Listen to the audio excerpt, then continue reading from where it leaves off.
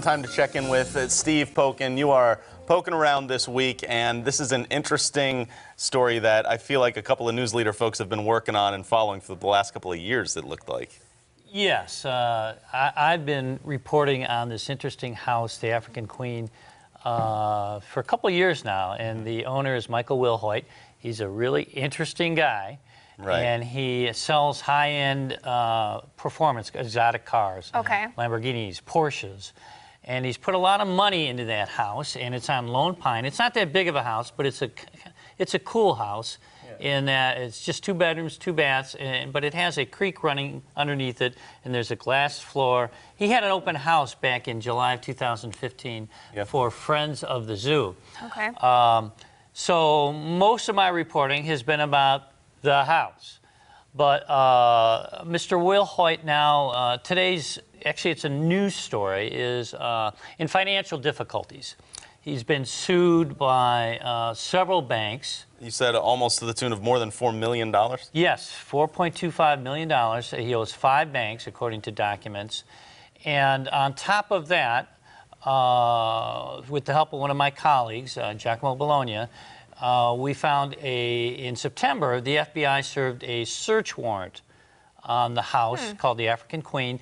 And it's named after Mr. Wilhoit's favorite movie, the 1951 movie African Queen with Katharine Hepburn and Humphrey Bogart. Steve, are there any charges related to this Good question. There are no charges. The FBI is looking at, the search warrant says there's reason to believe we suspect him of bank fraud. And what they're alleging in both the lawsuits and the FBI is that Mr. Wilhoit got loans from many banks, and he would go out and buy these vehicles with the idea that he would sell them, make a profit off that, and pay off the loan.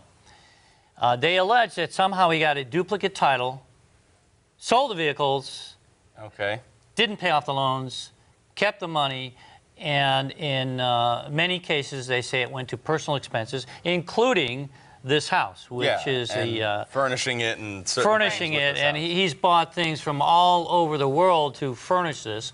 And it's interesting is that his wife filed for bankruptcy in November, and she puts the value of the house and the personal belongings in it at $3.75 million. Wow. Okay.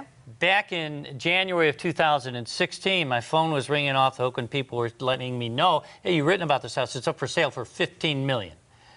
I go, 15 million? It's, you know, it's there's a big discrepancy there. 3,300 feet, 2 bedrooms, 2 baths. It's a cool house. So I went and I talked to Mr. Wilhoit, and his explanation is he really wasn't planning on selling it, and he didn't think he was going to sell it.